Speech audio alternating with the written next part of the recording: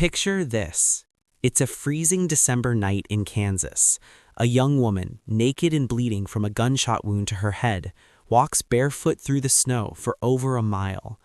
She's just been shot execution style, run over by a truck and left for dead alongside 4 of her friends. But she's alive, and she's determined that the monsters who did this will be caught.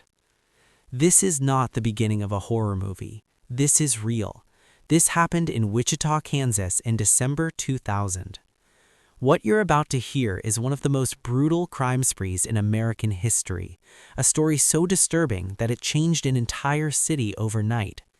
Gun sales skyrocketed, hardware stores sold out of locks, home security companies couldn't keep up with demand. The entire city of Wichita was on edge, and with good reason. For 8 days, 2 brothers turned a peaceful Kansas City into a hunting ground. 5 people would lose their lives, 1 would survive against impossible odds. And the crimes were so depraved, so calculated, so evil, that even seasoned homicide detectives were left shaken. This case would become one of the longest legal battles in American history, reaching the Supreme Court of the United States not once, but twice. It would spark debates about justice, about race, about media coverage, and about whether any childhood, no matter how horrific, can explain away pure evil. Before we begin, I want to warn you. This story contains details of extreme violence, sexual assault, and murder.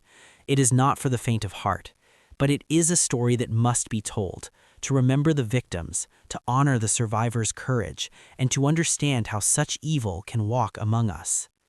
This is the story of the Carr brothers and the Wichita Massacre, 8 days that changed a city forever. Let's begin. The Brothers from Dodge City, a cycle of violence. To understand what happened in Wichita that December, we must first understand the 2 men at the center of this nightmare and the brutal cycle of violence that shaped them. Reginald Dexter Carr, Jr. was born on November 14, 1977. His younger brother, Jonathan Daniel Carr, came into the world on March 30, 1980. They grew up in Dodge City, Kansas, a place whose name evokes the Wild West, though by the time the Carrs were born, it had long since shed that violent past. But violence would define the Carr brothers nonetheless, and to understand their descent into evil, we must look at the horror they came from. Their mother was Janice Harding. Their father's name is not prominently mentioned in records because he would eventually abandon his family entirely, disappearing from his children's lives after the divorce. What is known about him paints a disturbing picture. The Carr household was a war zone. The parents' marriage was marked by constant, vicious fighting. Physical violence between the mother and father was routine, not occasional arguments that got out of hand, but regular, brutal domestic violence that the children witnessed repeatedly. But the violence didn't stop with the parents fighting each other. The Carr children, Reginald, Jonathan, and their older sister, were caught in the crossfire of a deeply dysfunctional and abusive home. Their older sister suffered the worst abuse imaginable. Their father sexually abused her. This wasn't a one-time incident, but an ongoing pattern of horrific violation. When their parents finally divorced and their father left, one might hope the abuse would end, but their mother remarried and entered into other relationships, and tragically, her boyfriends continued the sexual abuse of the older sister. Imagine being Reginald and Jonathan, watching their sister endure this nightmare, powerless to stop it, living in a home where the adults who were supposed to protect children were instead harming them. After the divorce, their father simply abandoned the family. He walked away from his children completely, leaving them with no father figure, no support, and no explanation. For young boys, especially boys who had witnessed so much violence and dysfunction, this abandonment would leave deep psychological scars. Their mother, Janice Harding, was left to raise the children alone, but Janice herself was damaged by the violence she had experienced, and she brought her own form of abuse into the home. She punished Reginald and Jonathan by beating them with electrical cords, a particularly painful and humiliating form of corporal punishment that left both physical and emotional scars. Janice would remarry, seeking stability and perhaps a father figure for her sons, but this marriage, like her first, was marked by extreme domestic violence. Once again, the boys found themselves in a home filled with screaming, fighting, and physical abuse. When things became too chaotic with their mother, Reginald and Jonathan would sometimes go to stay with their maternal grandmother, but even this escape offered no real refuge. Their grandmother was described as being prone to sudden outbursts of rage, unpredictable explosions of anger that meant the boys never felt truly safe, even with extended family. There was no safe haven for these boys, not with their father who abandoned them, not with their mother who beat them, not with their stepfather who brought more violence, not even with their grandmother whose rage could erupt without warning. It was in this environment of relentless violence, sexual abuse, abandonment, and instability that Reginald and Jonathan Carr grew up. They learned that the world was a brutal place, that adults couldn't be trusted, and that violence was a normal response to frustration or conflict. Both brothers turned to drugs at an early age, not as teenagers experimenting, but as young children seeking any escape from a reality that had become unbearable. Drug abuse at such an early age would have profound effects on their brain development, their decision-making abilities, and their capacity for empathy. Reginald, as the older brother, spiraled into serious criminality first. He was arrested and sent to prison while Jonathan was still relatively young. For Jonathan, his older brother had been a constant presence in his life, perhaps the only relationship that felt stable after everything else fell apart. Jonathan tried to stay out of serious trouble for a while. He faced the boredom of daily life in Dodge City, the emptiness of a broken home, and the absence of his older brother. But something had been planted in him during those formative years, a seed of dysfunction, of poor coping mechanisms, of learned violence. And Jonathan waited. He waited for Reginald to be released from prison. The younger brother's loyalty to the older one would prove to be a catastrophic bond. When Reginald was finally released, Jonathan was there, ready to reconnect with the one person who represented any kind of family to him. By the time they arrived in Wichita in early December 2000, both brothers had compiled lengthy criminal records. Reginald was 23 years old. Jonathan was 20. They were young men, barely adults, but they had already established patterns of criminal behavior that should have served as warning signs of what was to come. The cycle of violence they had witnessed and experienced, domestic abuse, sexual abuse, physical punishment, abandonment, and rage, had created a toxic legacy. These factors don't excuse what they would do. Nothing could excuse it. Plenty of people suffer terrible childhoods and never hurt anyone. But this background provides context for how two brothers from Dodge City became capable of inflicting unthinkable suffering on innocent strangers. Together again, freed from any parental supervision or positive influences, united in their dysfunction and criminality, shaped by violence and abandonment, the Carr brothers headed to Wichita. Their arrival would prove catastrophic for multiple families and would send shockwaves through an entire community. The brothers didn't waste time getting started. The first victim, Andrew Schreiber. On December 8, 2000, just days after arriving in Wichita, the Carr brothers committed their first known crime in the city. Their target was 23-year-old Andrew Schreiber, an assistant baseball coach with his whole life ahead of him. Schreiber was close in age to the Carr brothers, a young man pursuing his passion for athletics and education.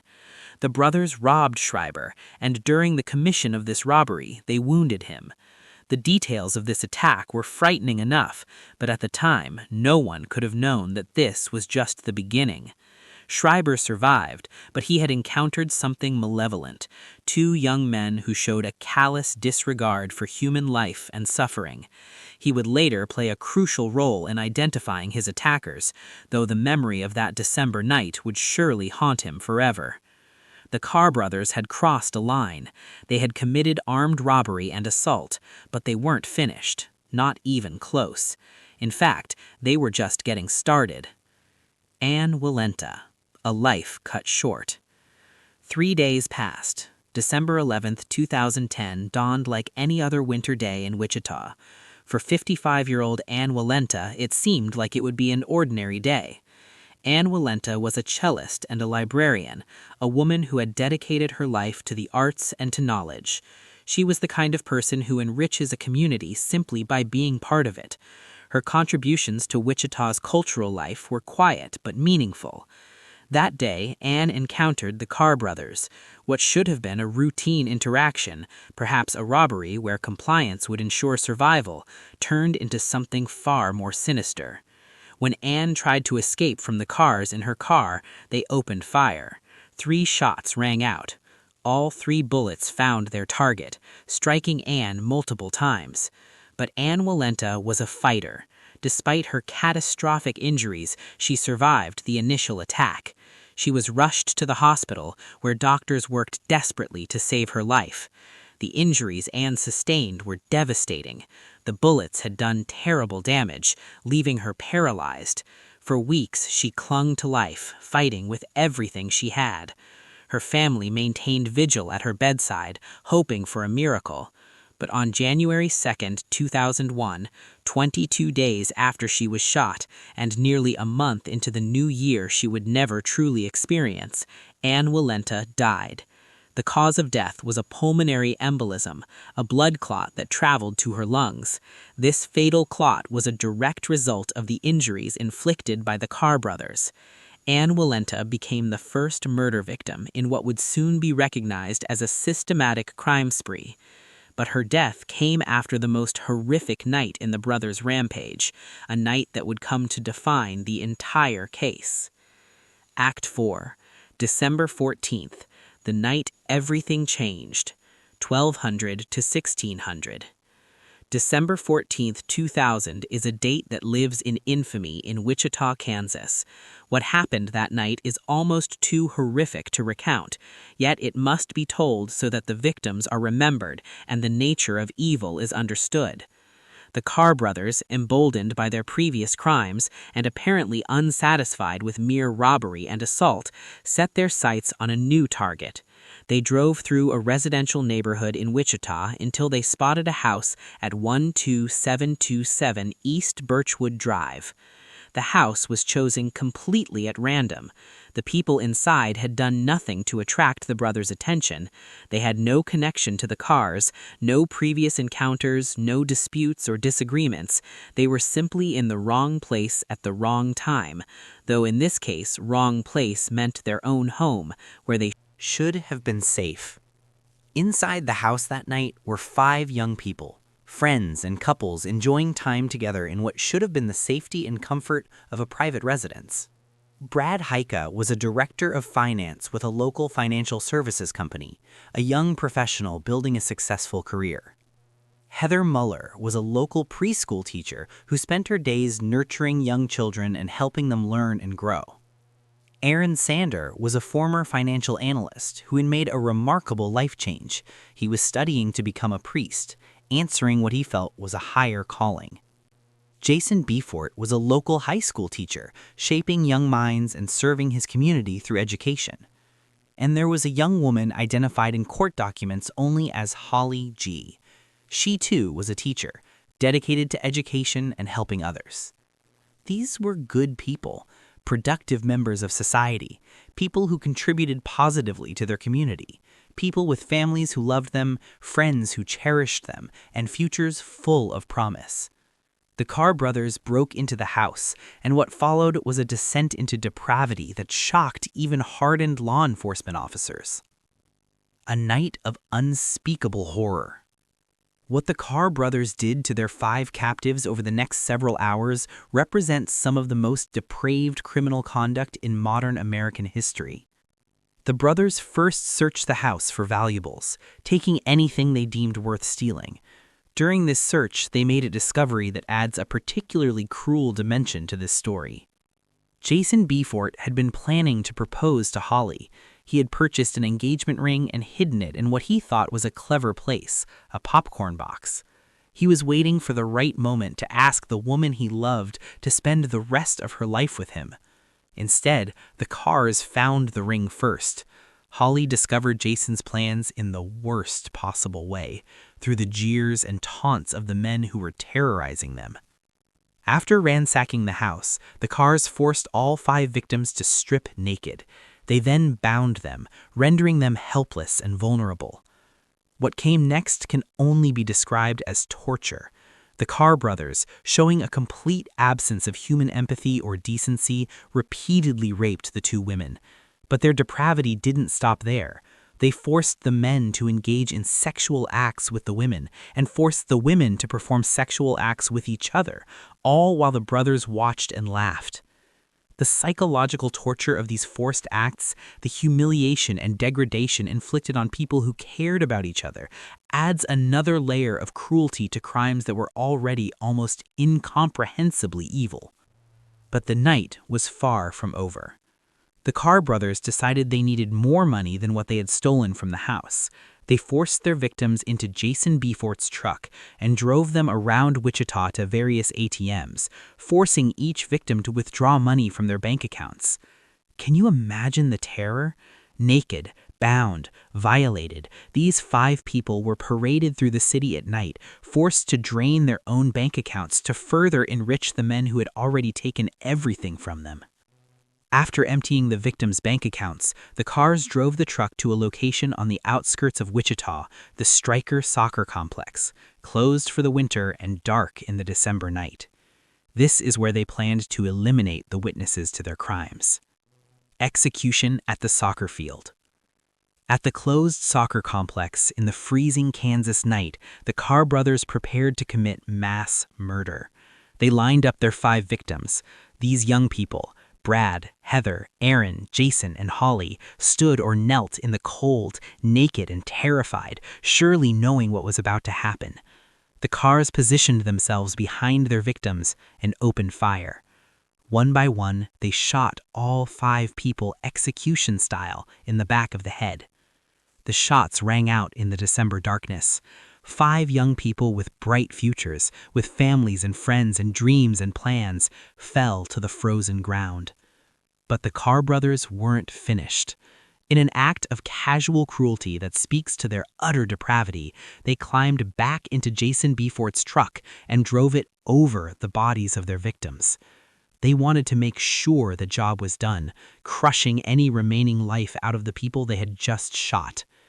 Satisfied that all 5 were dead, the Carrs drove away, leaving 5 bodies lying in the winter darkness of the soccer field. But they had made a miscalculation, a small error in their otherwise meticulously brutal execution of these crimes. One of the 5 was still alive. Holly, the young woman who had just learned about her boyfriend's plan to propose, who had been raped and tortured and forced to watch her friends and loved ones suffer, who had been shot in the head at point-blank range and then run over by a truck. Holly was alive. By a miracle that can only be described as divine intervention, the bullet that was meant to kill her had struck the plastic barrette in her hair. The barrette deflected the bullet just enough that instead of penetrating her brain fatally, it glanced off the side of her head. Holly regained consciousness, lying on frozen ground, surrounded by the bodies of her dead friends and boyfriend. The horror of that moment is beyond imagination. But Holly did something extraordinary. Despite her injuries, despite the trauma, despite the freezing temperatures, Holly got up and she started walking. The sole survivor. Naked, bleeding from a head wound, traumatized beyond measure, Holly walked through the freezing Kansas winter night for more than a mile. Think about that for a moment. After being raped, tortured, shot in the head, and run over by a truck, this young woman found the strength and the will to walk over a mile in freezing temperatures with no clothing, seeking help. Her survival is nothing short of miraculous. Her courage is almost incomprehensible. Holly eventually reached a house. The couple who answered the door that night must have been shocked and horrified by what they saw, a naked, bleeding woman who had clearly suffered something terrible. But before accepting medical treatment, before allowing anyone to tend to her wounds or wrap her in blankets or call an ambulance, Holly did something crucial. She reported what had happened. She gave descriptions of her attackers to the couple who had taken her in, providing information to help the police before the authorities even arrived. Think about the presence of mind that required. Think about the determination to ensure that the men who had killed her friends would be caught, even as she herself clung to life. Holly was finally taken to a hospital where doctors treated her physical injuries. But Holly had suffered another violation that night. She had contracted a sexually transmitted infection from one of the perpetrators, a permanent reminder of the horror she had endured. Meanwhile, the Carr brothers, believing all 5 witnesses to their crimes were dead, returned to the house on East Birchwood Drive. They wanted to make sure they hadn't missed any valuables in their earlier search. While ransacking the house for a second time, they noticed Holly's pet dog, Nikki. And in a final act of cruelty that serves as a perfect symbol of their complete lack of empathy or decency, they took a golf club and beat the dog to death.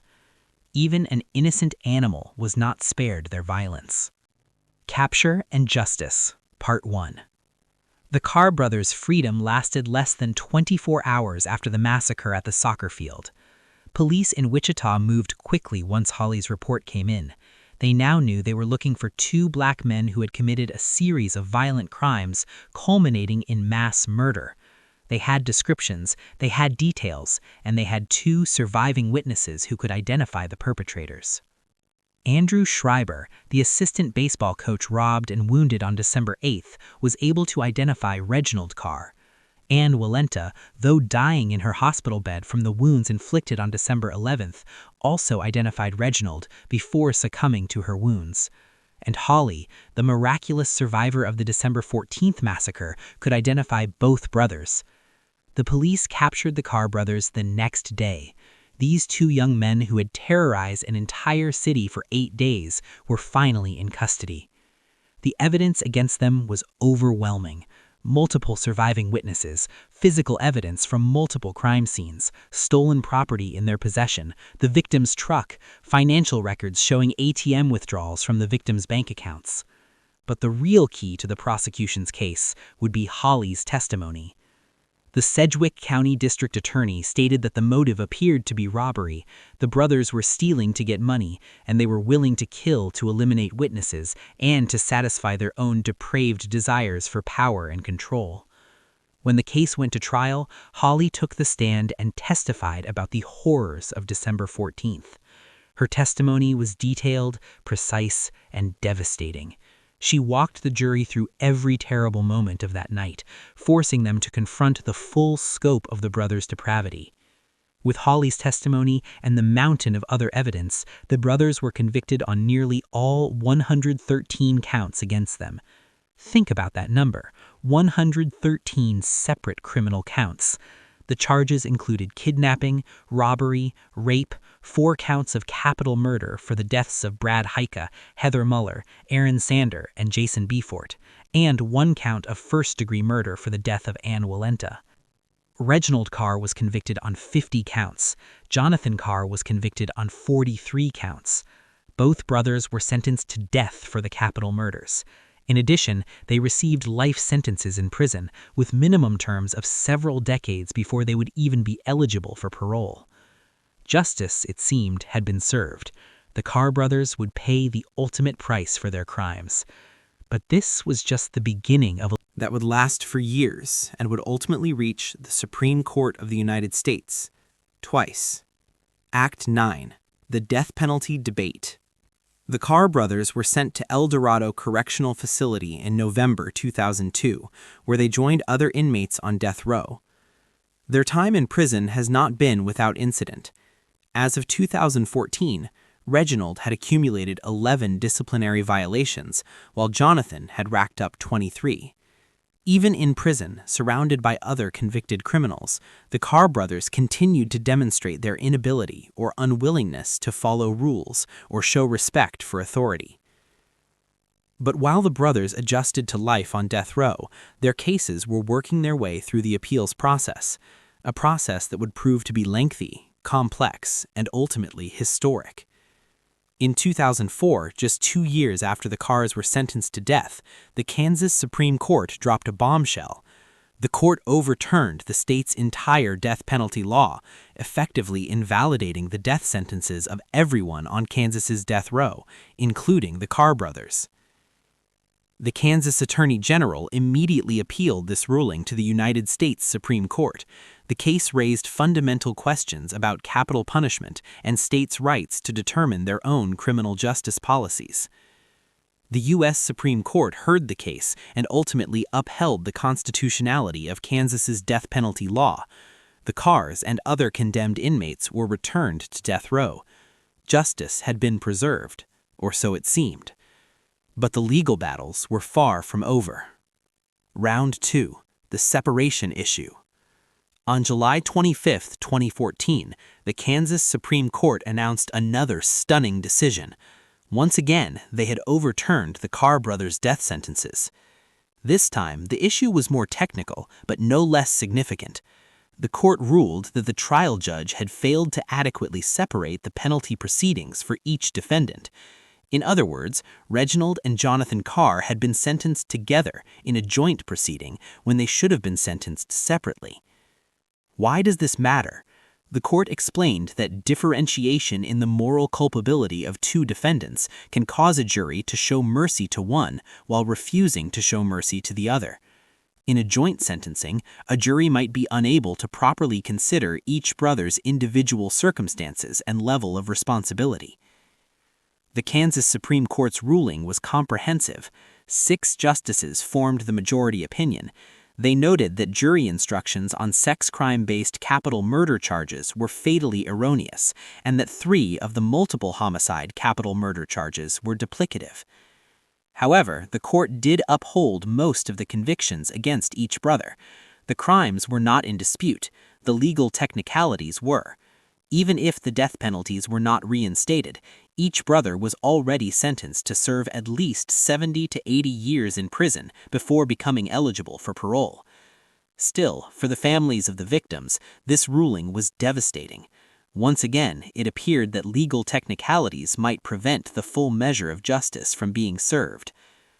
The Kansas Attorney General refused to accept this outcome and appealed to the U.S. Supreme Court for a second time. The U.S. Supreme Court weighs in again. In March 2015, the United States Supreme Court agreed to hear the Carr brothers' case, along with another death penalty case from Kansas. For the families of Brad Haka, Heather Moeller, Aaron Sander, Jason Beaufort, and Ann Walenta, this was another agonizing wait. Years had passed since that terrible December. They had been forced to relive the details of their loved ones' final hours through testimony and appeals, and now they had to wait once more while the highest court in the land deliberated. Finally, in January 2016, the U.S. Supreme Court issued its ruling. In an 8-1 decision, the court reinstated the death sentences for both Carr brothers. The Supreme Court decisively rejected the Kansas Supreme Court's reasoning. They ruled that neither the jury instructions that were challenged by the Carrs' legal counsel nor the combined sentencing proceedings violated the Constitution. The court's message was clear. The trial was fair, the sentences were appropriate, and the legal technicalities cited by the Kansas Supreme Court did not warrant overturning the death penalties. Justice, it seemed, had finally and definitively been served. On January 21, 2022, the Kansas Supreme Court affirmed the death penalty for the brothers, ending years of legal uncertainty. The Carr brothers remain on death row at El Dorado Correctional Facility, where they await execution. The question of race and media coverage. Throughout the Carr brothers' case, a controversial question has persisted. Did the racial dynamics of these crimes affect how they were covered by the media and perceived by the public? The victims of the December 14th massacre were white. Brad, Heather, Aaron, Jason, and Holly were all white Americans. The Carrs are black. The Sedgwick County District Attorney, Nola Fulston, held that there was no prima facie evidence that these were racial crimes. That is, there was no evidence that the Carrs specifically targeted their victims because of their race. The house on East Birchwood Drive was chosen randomly, and the people inside just happened to be white. Based on the evidence that the primary motive was robbery, District Attorney Fulston decided against treating these incidents as hate crimes. However, several conservative media commentators, including David Horowitz, Michelle Malkin, and Thomas Sowell, argued that the crimes were being downplayed. They contended that if the racial positions had been reversed, if white killers had tortured and murdered black victims, the media coverage would have been far more extensive and the racial angle would have been emphasized. Thomas Sowell, an African-American conservative intellectual, stated that the media operates with a double standard regarding interracial offenses. He argued that the media tends to play up vicious crimes by whites on blacks, but play down equally vicious crimes by blacks on whites. This criticism raises uncomfortable questions about media coverage, political correctness, and how we process violent crime through the lens of race in America. A mother's testimony. Years later, the Wichita Eagle newspaper published a story that added another dimension to this debate about media coverage. Just 8 days before the Carr brothers massacre, another mass murder occurred in Wichita. This one involved 4 young black people who were killed by a young black man named Cornelius Oliver. On December 6, 2000, 19-year-old Cornelius Oliver went to the house of his girlfriend, 18-year-old Rayshonda Wheaton. Also present were Rayshonda's roommate, Dessa Ford, and 2 friends who were visiting, Jermaine Levy and Quincy Williams. Oliver killed all 4 of them. He shot the men in the back of the head as they sat on a couch. He killed his girlfriend and her roommate in the same house. The couple's relationship had been known to be volatile and violent. This was not a random attack from strangers, but rather domestic violence that spiraled into mass murder. Oliver was arrested that same day. Police found him still wearing shoes with blood on them. He hadn't even attempted to flee or cover up his crime. The Wichita Eagle noted that this quadruple homicide received far less media coverage than the Carr brothers' crimes, despite occurring in the same city just days earlier. Some members of the Wichita black community questioned why the murders of 4 young black people seemed to be superseded by attention given to the Carr brothers' killing of 4 young white people, plus Ann Walenta. A relative of Rayshonda Wheaton asked pointedly, how could one be any worse than the other if the results were the same?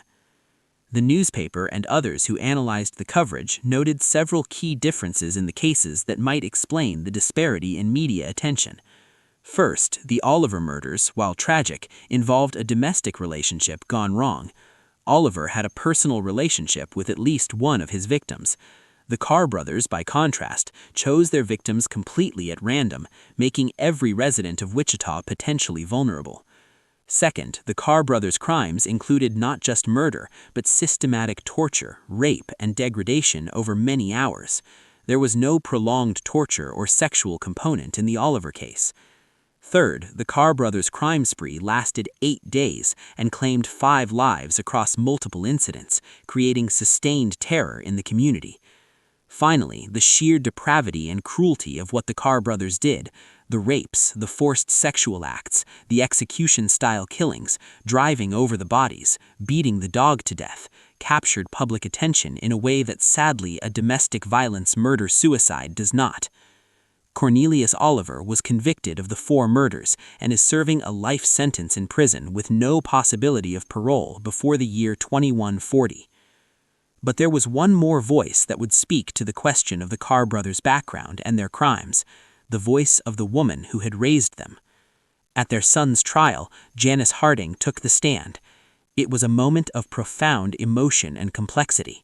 This was the mother who had beaten her sons with electrical cords, who had failed to protect them from the violence in their home, who had chosen men who brought more abuse into their lives. Yet she was still their mother. Janice Harding did something remarkable in that courtroom. She turned to the families of her son's victims, Brad Hake's parents, Heather Muller's family, Aaron Sanders' loved ones, Jason Befort's family, Ann Walenta's family, and Holly, the survivor who sat in that courtroom reliving her nightmare. And Janice Harding apologized. She expressed remorse for what her sons had done. She acknowledged the immeasurable pain and suffering they had caused. And then she made a plea a plea that her children's lives be spared from execution. Her argument was simple but profound. Her son's actions, she testified, were the direct result of their troubled childhoods. The violence they witnessed, the abuse they suffered, the abandonment they experienced, the instability that marked every day of their young lives, all of this, she suggested, had created the monsters who committed the Wichita Massacre. It was a plea for mercy based on mitigation, the legal concept that a defendant's background and circumstances should be considered when determining punishment. For the victims' families, Janice Harding's testimony must have been difficult to hear. Here was a woman asking them to show mercy to the men who had shown none. A woman asking them to consider the Carr brothers' suffering when her sons had inflicted unimaginable suffering on their loved ones. Yet her testimony raised fundamental questions about justice, responsibility, and the cycle of violence. If Reginald and Jonathan were themselves victims of abuse, of abandonment, of violence, did that change the moral calculus of their crimes? Should society show them mercy because they were shown none as children? Or had they, as adults capable of moral choice, forfeited any claim to mercy when they chose to torture, rape, and murder innocent people who had never harmed them? These are not easy questions, and reasonable people can disagree on the answers. The jury, after hearing Janice Harding's testimony and considering all the evidence, chose justice for the victims over mercy for the perpetrators.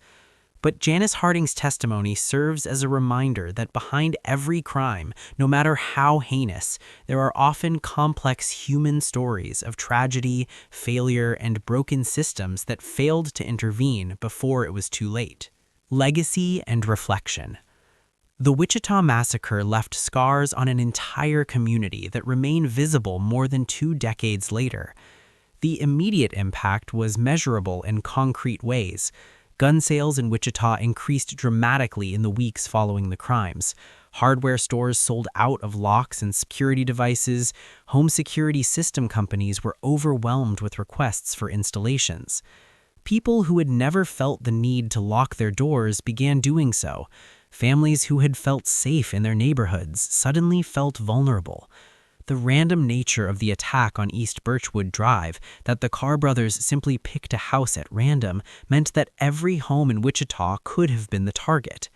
But beyond the statistics and the security measures, there are the human costs that can never be fully calculated. 5 families lost loved ones to senseless violence. Brad Haika's parents lost a son who was building a successful career in finance. Heather Muller's family lost a daughter who devoted herself to teaching young children. Aaron Sanders' loved ones lost a man who was preparing to dedicate his life to serving God as a priest. Jason Befort's family lost a son who shaped young minds as a high school teacher. And Anne Walenta's family lost a woman who enriched her community through music and learning. Holly, the survivor, carries physical and emotional scars that will never fully heal. She lost her boyfriend who was planning to propose to her. She lost friends. She survived trauma that would have broken many people, and she has had to live with the knowledge of what happened that night, reliving it through testimony and appeals and media coverage. The courage Holly showed, walking naked through freezing temperatures for more than a mile, insisting on giving a statement before receiving medical treatment, testifying in detail at trial, played a crucial role in bringing the Carr brothers to justice. Evil and justice. The Wichita Massacre forces us to confront uncomfortable truths about human nature and the criminal justice system. First, it reminds us that true evil exists in the world. The Carr brothers' actions that December cannot be explained away by poverty, troubled childhoods, or societal failures. At some point, individual moral choice becomes the relevant factor. Reginald and Jonathan chose to torture, rape, and murder. They chose to show no mercy to people who begged for their lives. They chose cruelty when they could have chosen restraint. Second, the case illustrates both the strengths and weaknesses of our justice system. The Carr brothers were caught quickly, tried fairly, and convicted appropriately. The evidence was overwhelming and the verdict just. But the lengthy appeals process, while necessary to protect the rights of the accused, also meant that families waited years for final resolution. The Kansas Supreme Court twice overturned the death sentences, only to be reversed by the U.S. Supreme Court. This back and forth, while legally proper, extracted an emotional toll on everyone involved. Third, the case raises questions about race, media coverage, and how we process violent crime in America. Were the Carr brothers' crimes covered more extensively because their victims were white, or were they covered more extensively because of the random nature of the attacks and the extreme depravity involved? Reasonable people can disagree on the answers, but the question itself deserves serious consideration. Finally, the Wichita Massacre serves as a reminder that evil can emerge anywhere at any time, and that safety is never guaranteed. The victims were in their own home, doing nothing wrong, harming no one. They were teachers, professionals, people who contributed to their community. And in a single night, because two violent men chose their house at random, 5 lives were ended, and many more were forever altered. Where we stand today. Today, more than 20 years after that terrible December, the Carr brothers remain on death row at El Dorado Correctional Facility in Kansas. Kansas has not carried out an execution since 1965, making it one of the longest stretches without an execution of any state that retains the death penalty. Whether Reginald and Jonathan Carr will ultimately be executed remains uncertain, but they sit in their cells day after day, year after year, waiting for a date that may never come. Holly has attempted to maintain her privacy in the years since the attack, understandably wanting to move forward with her life rather than being forever defined by the worst night of her existence. Her courage that night, walking through freezing temperatures, ensuring her attackers were identified, testifying at trial, played a crucial role in bringing the Carr brothers to justice. She is a survivor in the truest sense of the word. The families of Brad Haka, Heather Muller, Aaron Sander, Jason Beaufort, and Ann Walenta continue to mourn their losses and to advocate for justice. They carry their grief every single day, while the men who killed their loved ones simply wait. Wichita, Kansas has moved forward, but the community has not forgotten. The Wichita Massacre remains one of the darkest chapters in the city's history, a reminder of the terrible capacity for cruelty that exists in some individuals, and a testament to the courage of a survivor who refused to let evil triumph completely. This case stands as one of the most brutal crime sprees in modern American history, and the legal battles surrounding it have created precedent that affects death penalty cases nationwide. 5 people lost their lives. 1 survivor showed extraordinary courage. 2 killers await their fate. A mother testified about a cycle of violence she could not break. And a community learned that safety is fragile and that evil can appear when and where we least expect it. This was the Wichita Massacre, 8 days that changed a city forever. If this story has affected you, as it should, I want you to take a moment right now to consider what you can do. First, remember the victims. Brad Haka, Heather Muller, Aaron Sander, Jason Beaufort, and Ann Walenta were real people with real dreams, real families, and real futures that were stolen from them. Say their names. Remember them not for how they died, but for how they lived, as teachers, musicians, professionals who contributed to their communities. Second, if you or someone you know is trapped in a cycle of domestic violence, please reach out for help. The Carr brothers' story began with violence in the home, violence that created more violence. The National Domestic Violence Hotline is available 24/7 at 1-800-799-7233. Break the cycle before it breaks more lives. Third, if this case has made you think differently about the death penalty, about criminal justice, about childhood trauma, or about how we cover crime in the media, good. These are conversations we need to have as a society. Engage with these issues, talk about them. Don't let the discomfort silence important discussions. If you found this documentary valuable, please share it with someone who needs to hear this story. Like this video, subscribe to the channel, and hit that notification bell so you never miss our deep dives into true crime cases that shaped our world. Leave a comment below telling me what aspect of the Wichita Massacre affected you most. Was it the survivors' courage, the victims' stories, the cycle of violence, the legal battles? I read every comment, and your thoughts help shape future content. And if you want to dive deeper into cases like this, stories that examine not just what happened, but why it happened and what it means for all of us, check out our playlist of in-depth crime documentaries.